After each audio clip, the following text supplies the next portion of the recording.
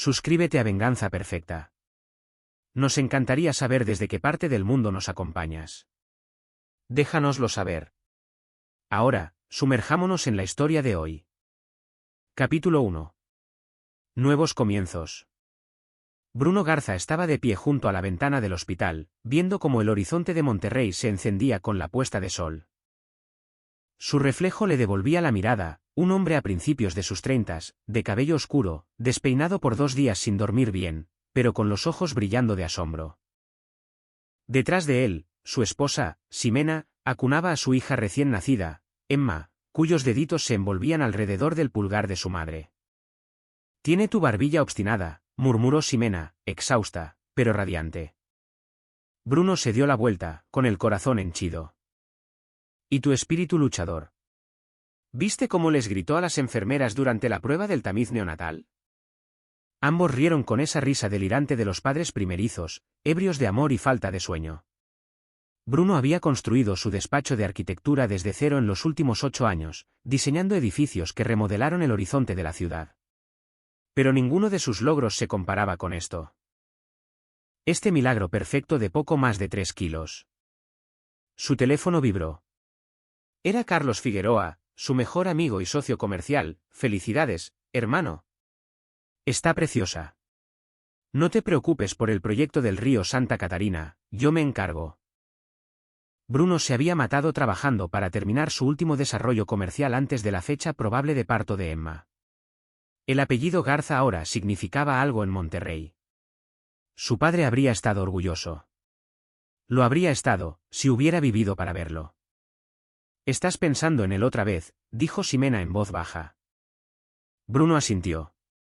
Su padre, Diego Garza, había dirigido un modesto despacho de arquitectura que apenas sobrevivió a la recesión del 2008.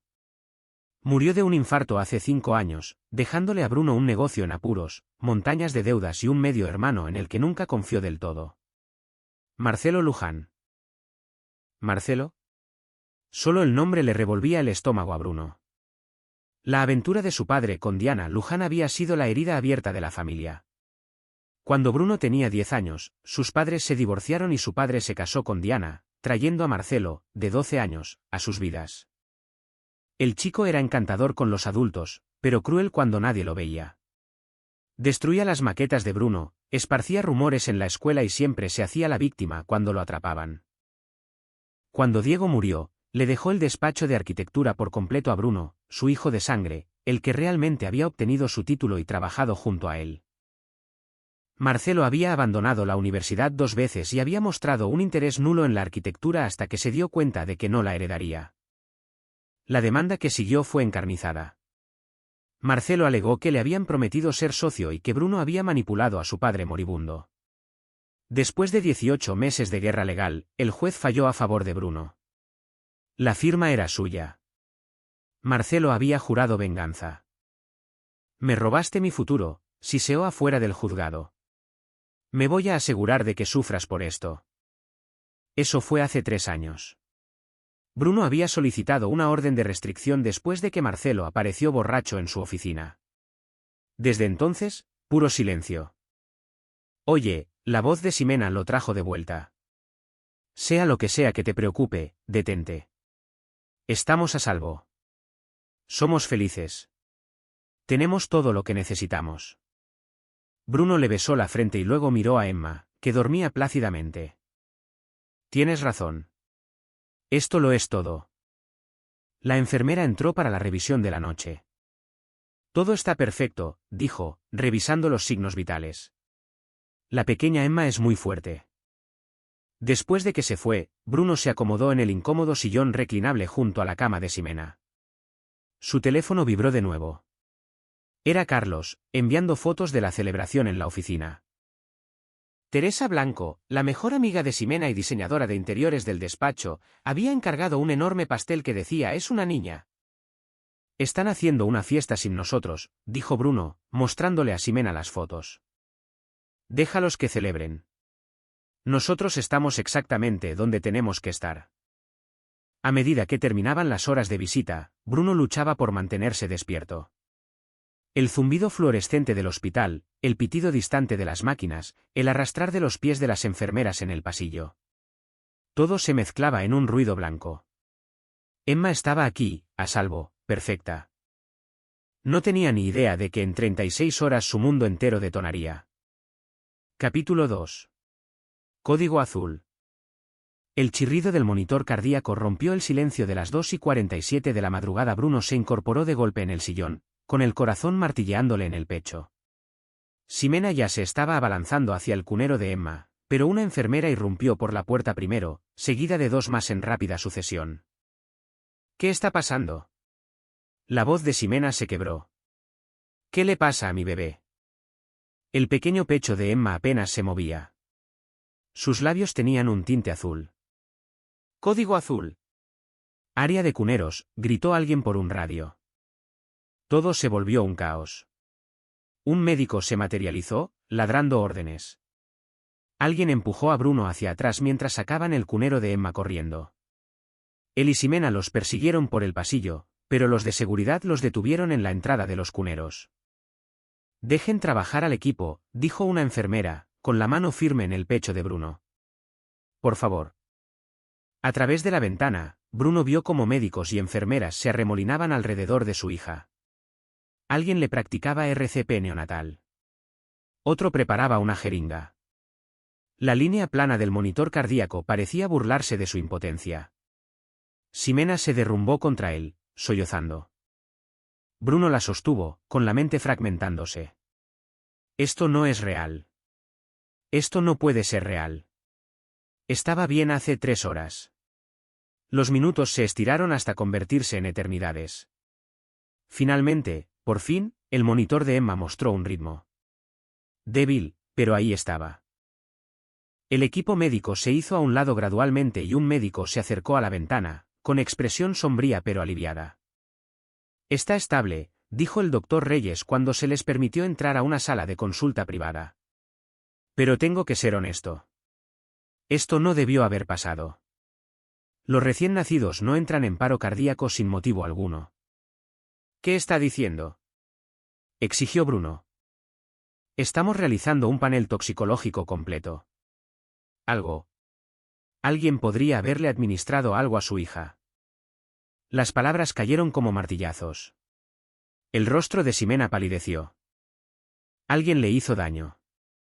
¿En un hospital? ¿El doctor? Reyes intercambió miradas con el jefe de seguridad, un hombre canoso llamado Martín Burgos, que había estado parado en silencio en la esquina. Burgos se adelantó, tableta en mano. Señor y señora Garza, necesito que vean algo. Nuestra revisión de seguridad encontró una irregularidad. Abrió un vídeo. Esto es de las 2:13 de la madrugada, 34 minutos antes del episodio cardíaco. La pantalla mostraba el pasillo de los cuneros, tenuemente iluminado. Una figura con pijama quirúrgico se acercó a la habitación de Emma, mirando a ambos lados antes de entrar. Se quedó adentro durante 90 segundos, luego salió sigilosamente, manteniendo el rostro agachado. Tenemos otro ángulo, continuó Burgos, con voz grave. La segunda cámara captó el perfil de la figura al dar la vuelta al final del pasillo. La visión de Bruno se nubló, le temblaron las rodillas y se agarró de la mesa para apoyarse. El rostro en la pantalla pertenecía a Marcelo Luján. El grito de Ximena perforó el aire antes de golpear la pared con tal fuerza que se partió los nudillos. «¡Ese es tu hermano! Tu hermano intentó matar a nuestra bebé». Bruno no podía hablar, no podía respirar. Marcelo en el hospital, en la habitación de Emma, la orden de restricción. 3 años de silencio. Y ahora esto. Ya nos comunicamos con la policía, dijo Burgos. Vienen en camino. El vídeo es claro, pero necesitamos una identificación positiva. Es él, logró decir Bruno, con voz hueca. Marcelo Luján, mi medio hermano. La detective que llegó 1 hora más tarde, una mujer de mirada aguda llamada Inés Torres, tomó sus declaraciones con eficiencia profesional. Confirmó que el panel toxicológico encontró rastros de digoxina en el sistema de Emma, un medicamento para el corazón que podría ser letal para un bebé. ¿Cómo tuvo acceso?, exigió Ximena, con voz ronca. ¿Cómo nadie lo detuvo? La mirada de la detective Torres se mantuvo fija. El pijama quirúrgico sugiere que se hizo pasar por personal médico. La seguridad del hospital está revisando todos los puntos de acceso. Señor Garza, tengo entendido que usted tenía una orden de restricción contra el señor Luján. Sí. Después de que me amenazó tras la resolución de la herencia de nuestro padre. ¿Cuál fue la naturaleza de esa resolución? Bruno explicó la disputa por la herencia, la amargura de Marcelo, la demanda. Con cada palabra, el panorama se volvía más claro y oscuro. Emitiremos una orden de aprehensión de inmediato, dijo Torres. ¿Sabe su dirección actual? Bruno proporcionó lo que sabía. Pero incluso mientras hablaba, una fría certeza se apoderó de él. Marcelo no estaría sentado en casa esperando a ser arrestado. Había planeado esto con demasiado cuidado. Después de que la detective se fue, Bruno y Ximena se sentaron en silencio junto a la cuna de Emma en la unidad de cuidados intensivos pediátricos, UCIP. Su hija, diminuta, inocente, luchando por su vida, estaba conectada a monitores y sueros. Intentó asesinar a nuestra bebé, susurró Ximena. Intentó arrebatárnosla. Bruno contempló el rostro de su hija, tan pacífico a pesar de los tubos y cables. Algo cambió dentro de él. Algo primario y oscuro. La orden de restricción no había detenido a Marcelo. La ley no lo detendría. Si se había colado en un hospital sin ser detectado, si casi había logrado matar a Emma, lo volvería a intentar. Los tribunales le darían libertad bajo fianza. Los abogados retrasarían el juicio. E incluso si fuera condenado, saldría en unos años. Inaceptable. Bruno. La mano de Ximena encontró la suya. ¿En qué estás pensando? Él la miró a los ojos. Estoy pensando en que la ley no será suficiente. ¿Qué significa eso? Significa, dijo Bruno en voz baja, que me voy a asegurar de que Marcelo no vuelva a amenazar a nuestra familia nunca más. Capítulo 3. El cazador y la presa. Durante 3 días, Marcelo Luján fue un fantasma. La detective Torres confirmó que había abandonado su departamento, vaciado su cuenta bancaria y desactivado su teléfono. La orden de aprehensión estaba activa, su cara salía en las noticias, pero Monterrey era una ciudad grande con muchas sombras en donde esconderse. Emma se estabilizó y fue trasladada de la UCIP a una habitación normal, pero bajo vigilancia de guardias armados.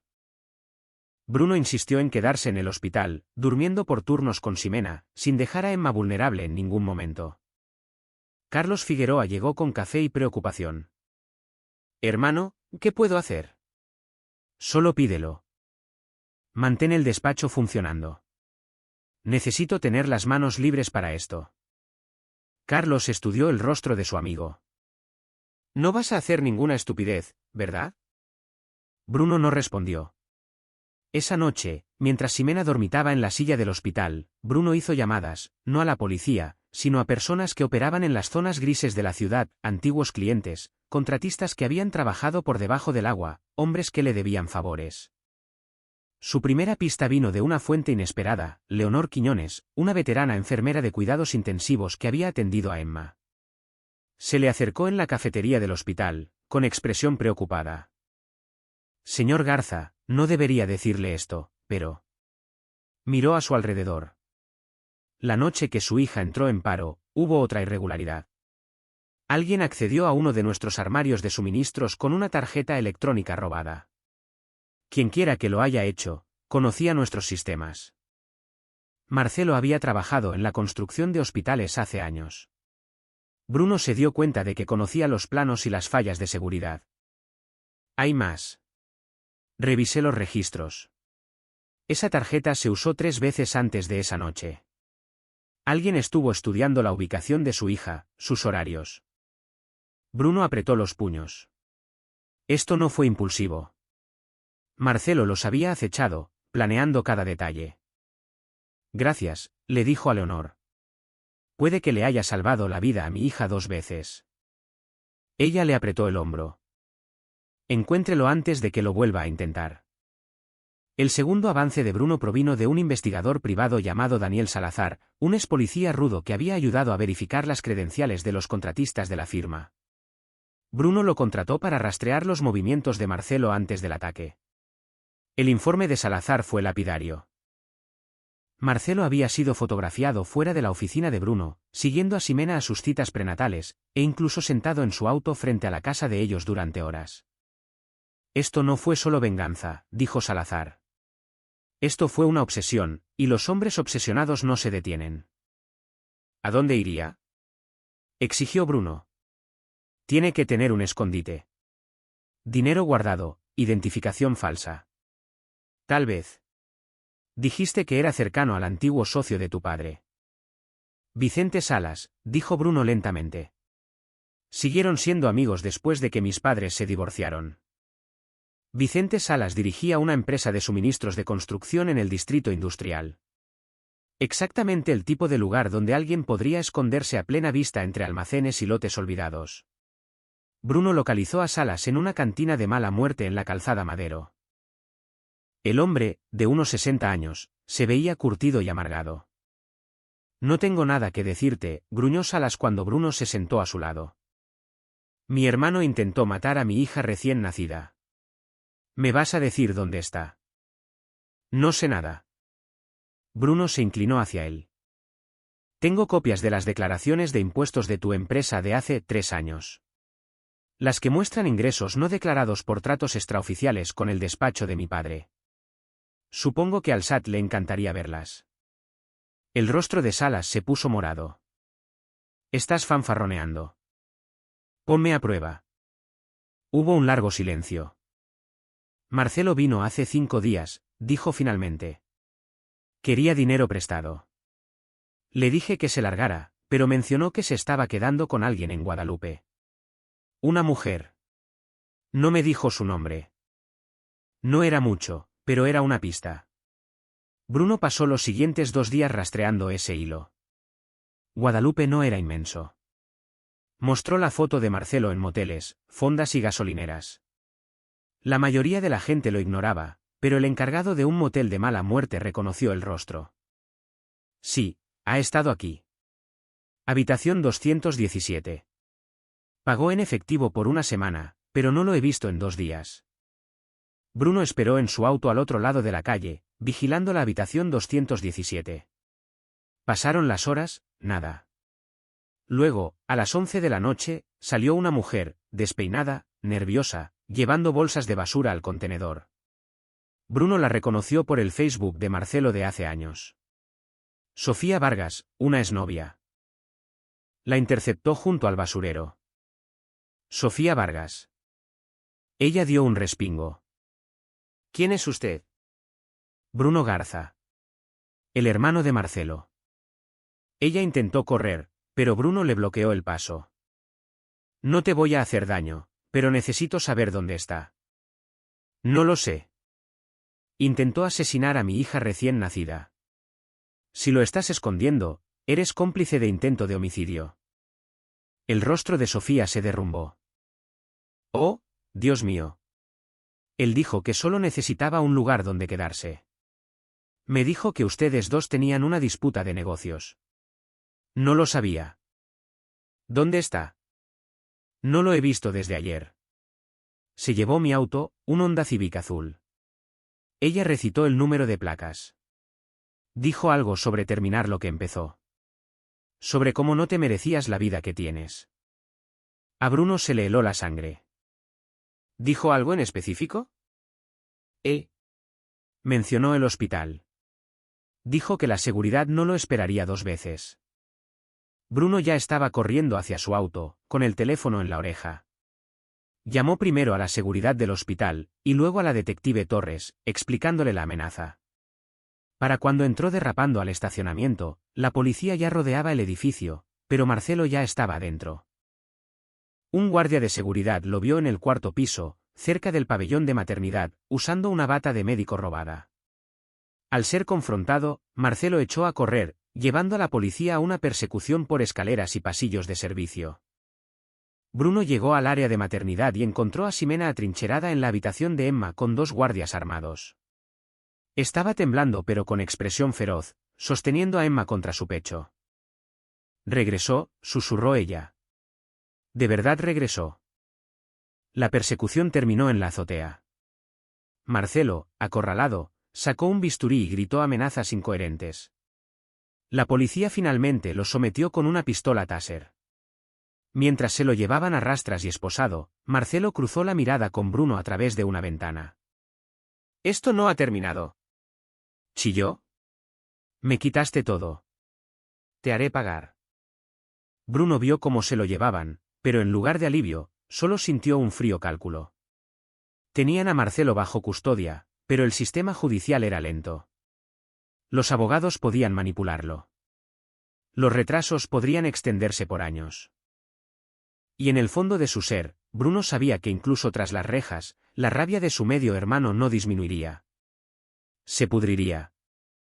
Esa noche, después de asegurarse de que Emma estuviera a salvo, Bruno tomó una decisión que lo cambiaría todo. La ley procesaría a Marcelo. Pero Bruno se aseguraría de que se hiciera justicia. Justicia real y definitiva. Su venganza no sería impulsiva ni violenta. Sería quirúrgica, devastadora y completamente irreversible. Y todo comenzó con una llamada a un hombre que se especializaba en hacer desaparecer problemas. Capítulo 4. Planos de traición. Raúl García parecía un contador común. Calvo, de mediana edad, con lentes de armazón de alambre y suéteres de punto. De hecho, era un contador forense, pero su verdadera especialidad era encontrar ventajas financieras. Bruno lo había usado una vez para exponer la malversación de fondos de un antiguo contratista. Los métodos de García ocupaban zonas grises legales, pero sus resultados eran impecables. Se reunieron en un estacionamiento, un cliché del que Bruno se habría reído en otra vida. ¿Quieres destruir a tu hermano?, dijo García secamente. ¿Legalmente? Lo suficientemente legal como para no terminar en la cárcel junto a él. García sonrió levemente. Cuéntamelo todo. Bruno le explicó la historia de Marcelo, los negocios fallidos, las deudas sin pagar, los socios turbios de sus días en la construcción. García tomó notas en una tableta con los dedos volando. Dame una semana, dijo. Encontraré las grietas de su vida.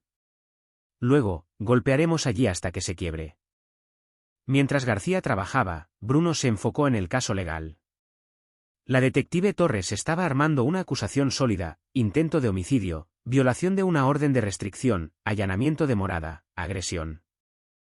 El Ministerio Público confiaba en la condena, pero el abogado defensor, un operador astuto llamado Venceslao Carrillo, ya estaba tejiendo narrativas. Marcelo Luján sufre de problemas de salud mental, le dijo Carrillo a los reporteros. Había dejado de tomar su medicación y actuaba de forma irracional. Esto es una tragedia, no un crimen. Esas palabras hicieron que Bruno viera rojo. ¿Tragedia? Su hija casi muere. Ximena percibió su furia. No hagas nada que te ponga en riesgo, le advirtió. Emma necesita a su padre. Yo necesito a mi esposo. No voy a ir a la cárcel, le aseguró Bruno. Pero tampoco voy a dejar que se salga con la suya. Carlos lo apartó en la oficina. Hermano, me estás asustando. Sea lo que sea que estés planeando, no hagas preguntas de las que no quieras saber las respuestas. Carlos se le quedó viendo. Bruno, eres una buena persona. No dejes que Marcelo te convierta en algo que no eres. Tal vez siempre he sido esto, respondió Bruno. Y simplemente nunca tuve una razón para demostrarlo. García llamó 5 días después. Lo tengo, y es peor de lo que pensábamos. Se reunieron en la oficina de Bruno después de hora. García extendió documentos sobre la mesa de conferencias, como si desplegara una mano ganadora. Tu hermano ha estado ocupado, dijo García. Le debe a agiotistas 1 millón de pesos 123. Ha estado traficando medicamentos recetados en el mercado negro. Y aquí está la cereza del pastel, ha estado dirigiendo un esquema de fraude a aseguradoras. Reclamaciones de accidentes falsos, lesiones fingidas. Tengo registros bancarios que muestran pagos de 3 bufetes diferentes de abogados especializados en lesiones personales conocidos por cometer fraude. Bruno analizó los papeles, y su mente empezó a enlazar posibilidades. ¿Algo de esto está conectado con el hospital? Mejor aún. Uno de sus casos de fraude involucró a un paciente del mismo hospital donde nació tu hija. Y utilizó las credenciales de su empresa de construcción para acceder ilegalmente a los registros médicos. Eso es una violación a las leyes de privacidad médica, robo de identidad y fraude. ¿Cómo descubriste esto? García sonrió. Guardaba todo en una laptop. Protegida con contraseña, pero usó su fecha de cumpleaños. Los novatos siempre lo hacen. ¿Hackeaste su laptop? La encontré. Lo que pasó después queda entre Dios y yo. Bruno examinó la evidencia. Era exhaustiva, estados de cuenta bancarios, correos electrónicos, fotografías de accidentes montados. Pero un documento lo hizo detenerse. Una póliza de seguro de vida que su padre había contratado a nombre de Bruno hace años, con Marcelo como beneficiario si Bruno moría sin herederos. Esto es de hace 8 años, dijo Bruno lentamente. Antes de que naciera Emma, ¿verdad? Si tu hija moría y luego te pasaba algo a ti.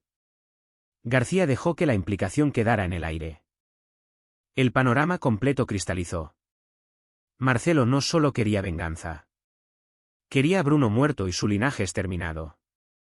Matar a Emma, matar a Bruno, heredar el pago del seguro y, posiblemente, reclamar su parte de la firma. No solo está loco, susurró Bruno. Es calculador, lo que lo hace más peligroso, pero también más vulnerable. A un loco no podemos predecirlo. A un avaricioso podemos tenderle una trampa. Capítulo 5. La trampa. El plan de Bruno se desarrolló durante las siguientes 3 semanas, mientras Marcelo estaba sentado en la cárcel a la espera del juicio. Primero, filtró los hallazgos de García a la detective Torres de forma anónima, a través de intermediarios. Torres era lo suficientemente inteligente como para investigar las pistas sin cuestionar su origen. En cuestión de días, agentes federales ya estaban investigando a Marcelo por fraude a las aseguradoras y violaciones a la privacidad de datos. Los cargos se multiplicaron. Intento de homicidio, fraude, robo de identidad, distribución ilegal de medicamentos. Carrillo, el abogado defensor, comenzó a desesperarse. La trágica defensa de los problemas de salud mental se volvió más difícil de vender cuando la evidencia demostró que Marcelo había planeado metódicamente crímenes con fines de lucro. Pero Bruno no estaba satisfecho con que fuera a la cárcel. Quería devastación. La fase 2 involucró a Vicente Salas, quien había sido citado para testificar sobre los movimientos de Marcelo previos al ataque. Bruno se le acercó con una propuesta. Testifica con la verdad sobre cuándo Marcelo acudió a ti por dinero, dijo Bruno. A cambio, me olvidaré de tus problemas de impuestos. Y si no lo haces, el SAT recibirá un informe anónimo muy detallado. Pasarás la próxima década en los tribunales. Salas cedió. Su testimonio demolería cualquier afirmación de que Marcelo actuó por impulso. La fase 3 fue más delicada. Bruno localizó a Sofía Vargas y le ofreció negociar inmunidad por su testimonio a cambio de su cooperación. Ella testificaría sobre las amenazas de Marcelo, su frío cálculo y su confesión de que planeaba terminar el trabajo. Me va a odiar, dijo Sofía, nerviosa. Intentó matar a un bebé. ¿Qué te importa lo que él piense? Ella aceptó. Pero la fase 4, el golpe maestro, fue el movimiento más despiadado de Bruno. A través de García, Bruno descubrió que Marcelo tenía un socio en el esquema de fraude de seguros. Héctor Báez, un abogado especializado en lesiones con conexiones con el crimen organizado. Báez era cuidadoso, aislado por capas de negación plausible. Bruno organizó una reunión anónima con los competidores de Báez, el tipo de abogados a los que no les gustaba que alguien se metiera en su territorio.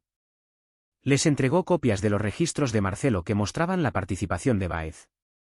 En un plazo de 48 horas, la oficina de Báez fue cateada.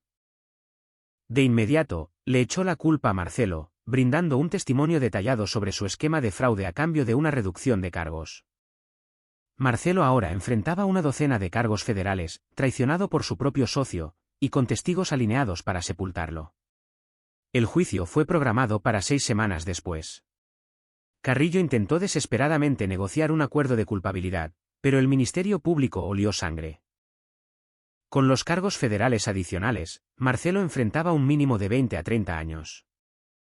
Ximena observó cómo Bruno orquestaba todo con emociones encontradas. Me alegra que vaya a la cárcel, dijo en voz baja. Pero ya no te reconozco. Soy la misma persona. Solo estoy protegiendo a nuestra familia al volverme tan despiadado como él. No, al ser más inteligente. Emma prosperaba a pesar de su traumático comienzo. Había recuperado peso, pasado todas sus revisiones médicas, y finalmente estaba en casa. Pero Bruno insistió en instalar sistemas de seguridad de última generación, cámaras, alarmas y una habitación de pánico monitoreada. Estás paranoico, dijo Carlos amablemente. Estoy preparado, corrigió Bruno. Capítulo 6. Quebrando los cimientos. El juicio comenzó en una fría mañana de noviembre. Bruno se sentó en la galería junto a Ximena, viendo a Marcelo entrar arrastrando los pies y vistiendo un uniforme naranja. Su medio hermano había perdido peso, tenía los ojos hundidos y febriles. Cuando Marcelo vio a Bruno, articuló algo con los labios: «Tú hiciste esto». Bruno le devolvió la mirada sin mostrar ninguna emoción. El caso de la fiscalía fue abrumador. Grabaciones de seguridad, informes toxicológicos, testimonios de Salas y de Sofía Vargas. El jurado parecía horrorizado mientras veían el vídeo de Marcelo colándose en los cuneros, con el veneno en la mano. ¿El doctor? Reyes testificó sobre el paro cardíaco de Emma y explicó lo cerca que había estado de morir. Varias personas en la sala se secaron las lágrimas. Luego llegó Héctor Báez, quien testificó contra Marcelo sobre su esquema de fraude. Estaba obsesionado con su hermano, dijo Báez. Decía que Bruno le había robado su herencia, su futuro. Quería que Bruno sufriera de la misma manera que él había sufrido. ¿Y el señor Luján alguna vez mencionó hacerle daño al señor Garza directamente?, preguntó el fiscal. Dijo que si no podía quedarse con la firma, se aseguraría de que Bruno perdiera todo lo que amaba. Carrillo intentó contrainterrogar, pero Báez se mantuvo inquebrantable. Había llegado a un acuerdo y no iba a arriesgarlo. Durante un receso, Bruno se encontró cara a cara con Marcelo en el pasillo del tribunal. Los guardias se interpusieron entre ellos, pero Marcelo se inclinó hacia adelante y su voz fue como un siseo. ¿Crees que ganaste? Destruiste mi vida, Bruno. Me quitaste todo. Eso lo hiciste tú solo, respondió Bruno con calma. Yo solo me aseguré de que todos pudieran verlo. Eventualmente saldré. ¿Y cuando lo haga? No saldrás. Me he asegurado de ello. Los ojos de Marcelo se abrieron de par en par. ¿Qué hiciste? Bruno sonrió con frialdad. Estás a punto de averiguarlo. Esa tarde, la fiscalía llamó a un testigo sorpresa. Diana Luján, la madre de Marcelo. Bruno no se esperaba esto. Observó cómo la anciana subía al estrado, con el rostro surcado de dolor.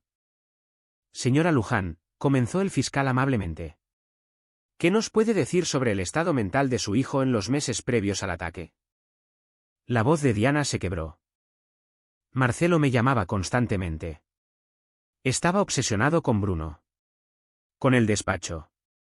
Le supliqué que lo dejara ir, que siguiera adelante, pero no pudo.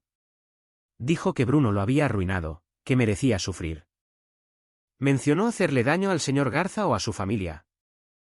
Las lágrimas corrían por el rostro de Diana. Dijo que Bruno no merecía ser feliz. Que si Diego no pudo ver a Marcelo triunfar, entonces Bruno tampoco debería poder celebrar a su hija. La sala del tribunal se quedó en silencio. ¿Denunció estas declaraciones a alguien? Pensé que solo se estaba desahogando. Nunca imaginé. Miró a Bruno, con los ojos llenos de angustia. Lo siento tanto. Debí haberlo sabido. Debí haberlo detenido. Bruno sintió una punzada de inesperada compasión. Diana había quedado atrapada entre la locura de su hijo y un marido que nunca la había amado por completo. Ella también era una víctima. Pero Marcelo no mostró compasión por el dolor de su madre. La fulminó con la mirada llena de puro odio, articulando palabras que Bruno no pudo escuchar. El juicio duró 2 semanas. La defensa no tenía nada. Ningún testigo creíble, ninguna explicación alternativa. Carrillo argumentó enfermedad mental, pero los expertos psiquiátricos de la fiscalía testificaron que Marcelo estaba perfectamente cuerdo, solo era malicioso. El jurado deliberó por 3 horas. Culpable de todos los cargos. La sentencia se dictó un mes después. La jueza era una mujer severa llamada Alma Gómez, quien había escuchado demasiados casos relacionados con violencia infantil. Señor Luján, dijo, usted atacó a una bebé, a una criatura inocente e indefensa con el fin de infligirle dolor a su hermano. Planeó este crimen con meticuloso detalle, sin mostrar ningún remordimiento y con toda la intención de tener éxito. Este tribunal considera que usted es un peligro constante para la sociedad. Lo condenó a 30 años en una prisión federal sin posibilidad de libertad condicional durante 25 años. Los cargos adicionales por fraude le sumaron otros 15 años consecutivos. Marcelo tendría 73 años antes de siquiera poder solicitar la libertad condicional. Mientras se lo llevaban, le gritó a Bruno. «Esto no ha terminado. ¿Me escuchas? Saldré y yo». Los guardias lo arrastraron por la puerta y sus amenazas se desvanecieron. Ximena apretó la mano de Bruno. Se acabó. Pero Bruno sabía que no era así. Marcelo se pudriría en prisión, y su odio se calcificaría en algo más duro y oscuro. Incluso tras las rejas, sería una amenaza para Bruno, para Emma, para el futuro de ellos. El juicio había terminado, pero la venganza de Bruno no estaba completa. Aún no. Capítulo 7. El juego a largo plazo. 6 meses después de la sentencia, la vida comenzó a parecerse a la normalidad. Emma gateaba, balbuceaba e iluminaba cada habitación en la que entraba. Bruno se volcó de nuevo en su firma, completando el proyecto del río Santa Catarina y ganando una licitación para un importante desarrollo en el centro de la ciudad. Pero nunca olvidó. Cada mes, Bruno recibía informes de Daniel Salazar sobre las actividades de Marcelo en prisión. Su medio hermano se había unido a una pandilla de extrema peligrosidad para protegerse, se había metido en peleas y había pasado tiempo en confinamiento solitario. Le había enviado cartas a Bruno, discursos viles y amenazadores que la detective Torres le aconsejó que guardara como evidencia. «Déjalo ir», le instaba Ximena. «Está encerrado. Estamos a salvo por ahora». La frustración de Ximena estalló una noche. «Bruno, ya ganaste. Estará en prisión de por vida. ¿Cuándo terminará esto?» «Cuando sepa que nunca más podrá hacernos daño». «¿Y cómo vas a hacer eso?» «Ya está en la cárcel». Bruno no respondió, pero su mente ya estaba varios movimientos por delante. A través del monitoreo continuo de García, Bruno se enteró de que Marcelo estaba intentando organizar apelaciones para libertad condicional, contratando abogados carcelarios y buscando cualquier resquicio legal. También descubrió que Marcelo había estado recibiendo depósitos de dinero. Pequeñas cantidades, pero regulares. «Alguien lo está financiando», informó García. «Todavía no puedo rastrear la fuente, pero llega a través de su cuenta de la tienda del penal». Bruno investigó a fondo. Resultó que la fuente era Vicente Salas, quien a pesar de su testimonio, todavía sentía lealtad hacia Marcelo. O, más probablemente, miedo de lo que Marcelo pudiera decir sobre sus tratos pasados. Bruno le hizo una visita a Salas. El anciano se veía demacrado. «Deja de enviarle dinero», dijo Bruno sin preámbulos. «No sé de qué estás hablando». «Vicente, tengo los registros bancarios. Le estás depositando 3.500 pesos al mes en su cuenta del penal 34. Detente, o me aseguraré de que el SAT te audite hasta regresarte a la edad de piedra». Salas lo fulminó con la mirada. «Es el hijo de mi amigo. Diego hubiera querido que su hijo y su nieta estuvieran a salvo». Marcelo perdió cualquier derecho a lealtad cuando intentó asesinar a una bebé. Las transferencias de dinero se detuvieron, pero el verdadero golpe maestro de Bruno ocurrió un año después del juicio. A través de sus contactos en la industria de la construcción, Bruno se enteró de que la prisión donde estaba recluido Marcelo, una instalación federal en Coahuila, estaba programada para su privatización. Una corporación de seguridad, el Grupo Penitenciario del Norte, estaba concursando por el contrato. Bruno había trabajado con su director general, Martín Burgos, el mismo jefe de seguridad del hospital. Bruno concertó una reunión. Quiero contratarte, dijo Bruno. No para seguridad, sino como garantía. ¿Qué tipo de garantía? Del tipo que asegure que Marcelo Luján nunca obtenga libertad condicional anticipada, que nunca sea transferido a una prisión de menor seguridad, y que pase cada día entendiendo las consecuencias de sus actos. Burgos lo estudió. Eso es caminar sobre una línea muy delgada. No te estoy pidiendo que haya abusos. Estoy pidiendo una aplicación estricta de cada regla, al pie de la letra. Sin privilegios especiales, sin infracciones pasadas por alto, sin tratos indulgentes. Que cumpla con cada reglamento o enfrente las consecuencias. Eso es legal, admitió Burgos. Pero, ¿por qué lo haría? Porque estoy a punto de invertir 35 millones de pesos en tu empresa como socio capitalista 567. Y porque tú también tienes una hija. Burgos apretó la mandíbula. Sí que tenía una hija. Bruno había hecho su tarea. El hombre entendía la necesidad primaria de proteger a un hijo. Marcelo Luján cumplirá cada día de su condena bajo estricta supervisión, dijo finalmente Burgos. No hay promesas más allá de eso. Eso es todo lo que necesito. El trato se cerró. Bruno se convirtió en socio inversor en secreto del Grupo Penitenciario del Norte. Y cuando ganaron el contrato de privatización, Burgos se convirtió en el director del penal. La vida de Marcelo en prisión se volvió exactamente tan dura como la ley lo permitía.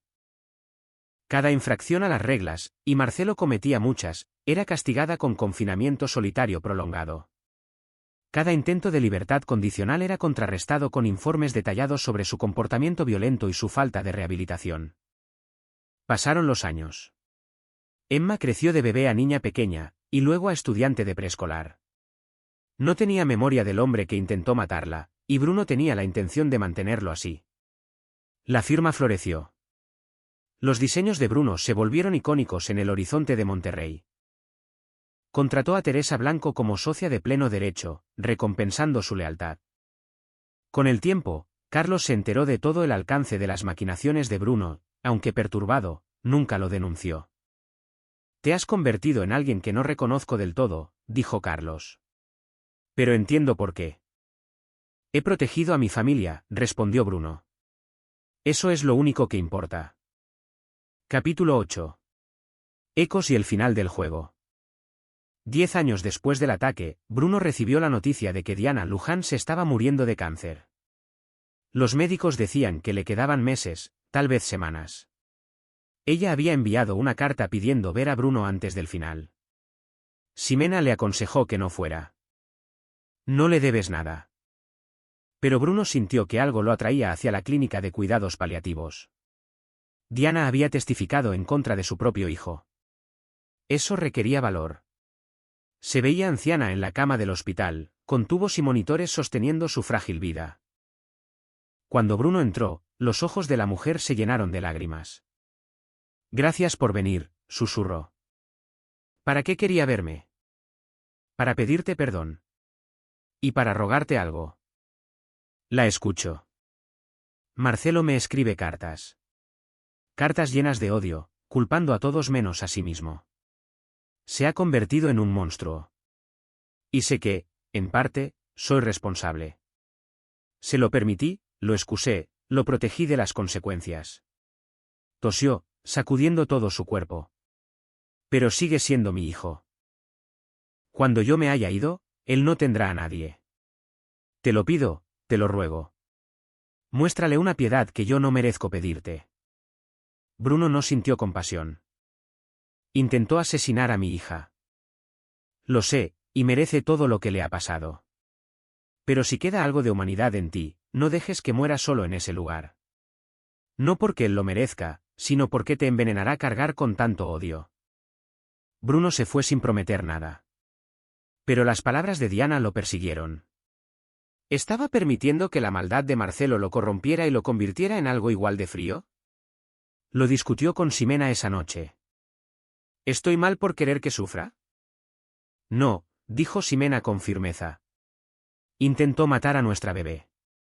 Yo le haría cosas peores si pudiera.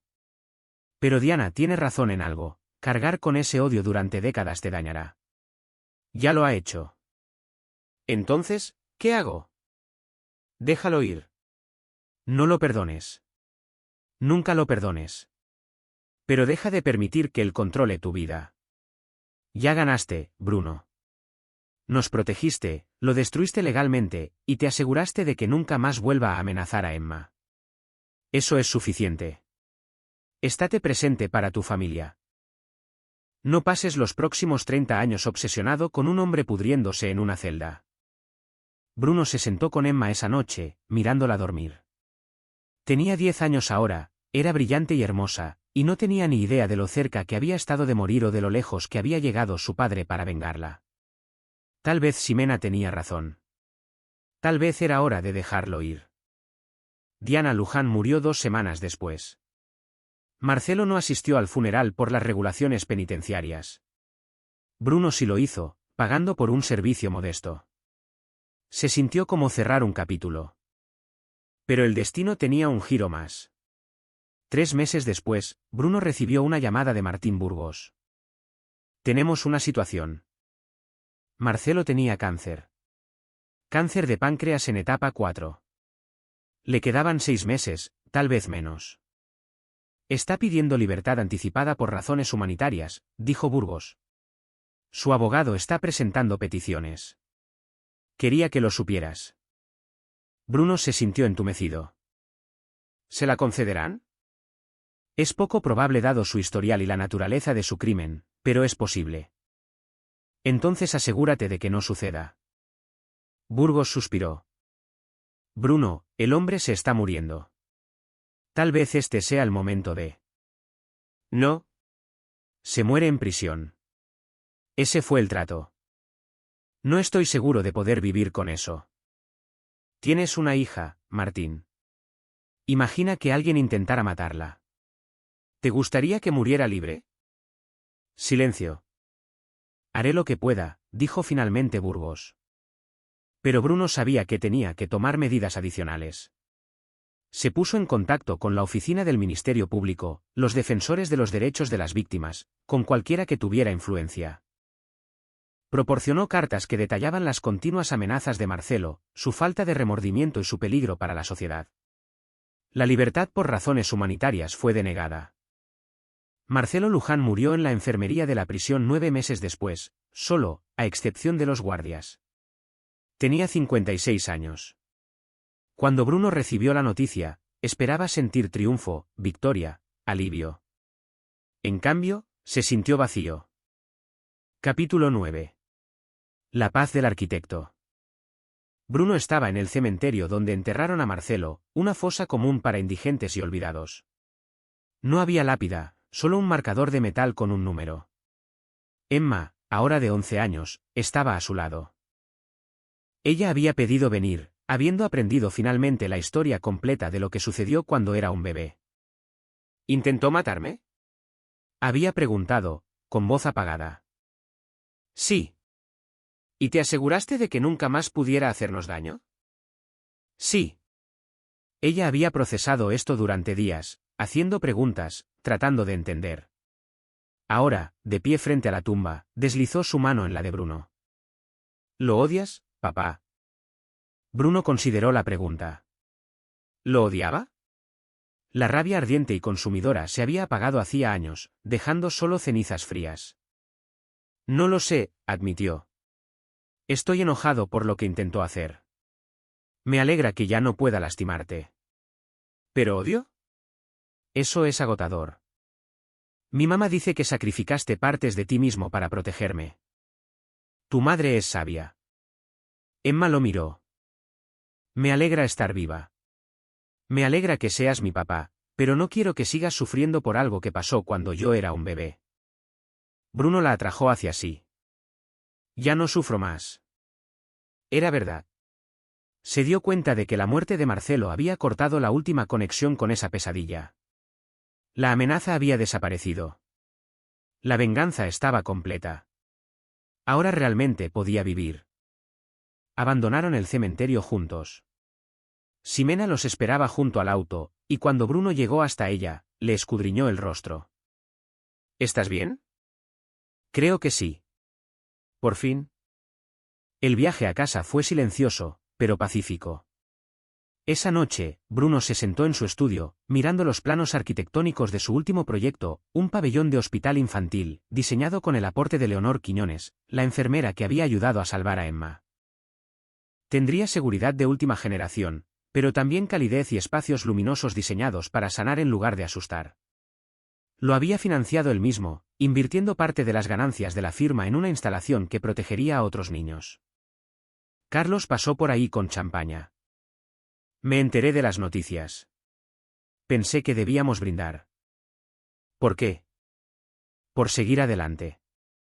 Bebieron y Bruno sintió que años de tensión se desvanecían. Había pasado una década asegurando que se hiciera justicia, pero tal vez la verdadera victoria era recuperar su vida. Emma entró dando saltos, sosteniendo un dibujo. Papá, mira. Diseñé un edificio. Era tosco, pero encantador. Una casa con ventanas enormes y una torre. Háblame de él, dijo Bruno, sentándola en su regazo. Es un castillo para princesas, pero también una escuela. Y en esta torre, desde ahí puedes ver todo y asegurarte de que todos estén a salvo. Bruno sintió un nudo en la garganta. Es perfecto. ¿Me ayudarás a construirlo? ¿Como una maqueta? Por supuesto. Pasaron la siguiente hora dibujando y planificando, con la imaginación de Emma volando libre y sin límites. Ximena se unió a ellos, aportando sus propias ideas. Y, por primera vez en años, Bruno se sintió completamente presente. Sin ser perseguido por el pasado, sin planear para defenderse de amenazas, simplemente allí, con su familia. Más tarde, después de que Emma se quedó dormida, Ximena encontró a Bruno en el porche trasero mirando las estrellas. ¿En qué piensas? Preguntó ella. En si soy una buena persona. Ella se sentó a su lado. Protegiste a nuestra hija. Te aseguraste de que un monstruo no pudiera lastimar a nadie más. ¿Eso te hace bueno o malo? No lo sé. Hice cosas que nunca pensé que haría. Manipulé personas, destruí vidas, me aseguré de que un hombre muriera en prisión. Marcelo destruyó su propia vida. Tú solo te aseguraste de que las consecuencias se cumplieran. Ella le tomó la mano. No eres un santo, Bruno. Pero eres un buen hombre que hizo lo que tenía que hacer. No te tortures por proteger a las personas que amas. Me perdí a mí mismo por un tiempo. Pero encontraste el camino de regreso. Eso es lo que importa. Se sentaron en silencio, viendo girar las estrellas en lo alto. En algún lugar a lo lejos, un perro ladró. Un auto pasó. La vida continuaba, indiferente a las batallas libradas en sus sombras. Bruno pensó en su padre, en la firma que había construido, en el potencial desperdiciado de Marcelo. Tanto dolor, tanta rabia. Todo derivado de la incapacidad de un hombre para aceptar que el éxito se gana, no se hereda. Pensó en Emma, en la mujer en la que se convertiría. Fuerte, creativa, libre de la carga de oscuridad que casi se la había llevado. Había ganado. El costo había sido alto, pero lo había pagado con gusto. Mañana, se despertaría y trabajaría en el pabellón del hospital. Llevaría a Emma a su práctica de fútbol. Besaría a su esposa y apreciaría cada momento mundano de paz. Porque la paz, aprendió, era una victoria suficiente. La guerra había terminado. Bruno Garza había sobrevivido, había protegido a su familia, se había asegurado de que se hiciera justicia, y ahora, por fin, podía descansar. Epílogo. 15 años después del ataque, Emma Garza se graduó del TEC de Monterrey con títulos en arquitectura e ingeniería. De pie en el escenario, recibiendo su diploma, Bruno se secó las lágrimas de los ojos. Se había convertido en alguien extraordinario, brillante, compasiva, feroz cuando era necesario, pero amable siempre que era posible. Conocía su historia, pero no la definía. Después de la ceremonia, abrazó a sus padres. He estado pensando en mi proyecto de tesis, dijo ella. Quiero diseñar espacios que protejan a personas vulnerables, refugios para mujeres, hospitales infantiles, centros de crisis. Lugares donde la seguridad no se sienta como una prisión. Bruno sonrió. Tu abuelo estaría orgulloso. Yo estoy orgulloso. Aprendí del mejor, respondió Emma. Esa noche, Bruno y Ximena caminaron por el campus, recordando el viaje que los había traído hasta aquí. ¿Te arrepientes? Preguntó Ximena. De todo lo que hiciste. Bruno lo pensó. Me arrepiento de que haya sido necesario, pero no me arrepiento de protegerlas a ti y a Emma. Lo volvería a hacer, incluso sabiendo lo que te costó. Incluso así. Caminaron en un cómodo silencio. Dos personas que habían sobrevivido a una pesadilla y habían salido intactas del otro lado. Marcelo Luján había intentado destruirlos. En cambio, los había forjado para convertirlos en algo más fuerte. Una familia que entendía el valor de cada momento, de cada respiro, de cada precioso día juntos. Las cicatrices permanecían. Siempre lo harían. Pero las cicatrices eran prueba de supervivencia, de batallas ganadas contra probabilidades imposibles. Bruno Garza había sido un arquitecto de edificios. Pero cuando más importaba, se había convertido en un arquitecto de justicia, de protección, de venganza templada con sabiduría. Había ganado. Y, lo que es más importante, había ayudado a su hija a crecer a salvo, amada y libre para convertirse en quien ella quisiera ser. Esa, al final, era la única victoria que importaba. Aquí es donde nuestra historia llega a su fin. Comparte tus pensamientos en la sección de comentarios. Gracias por tu tiempo. Si disfrutaste de esta historia, por favor suscríbete a este canal. Haz clic en el vídeo que ves en pantalla y nos vemos pronto.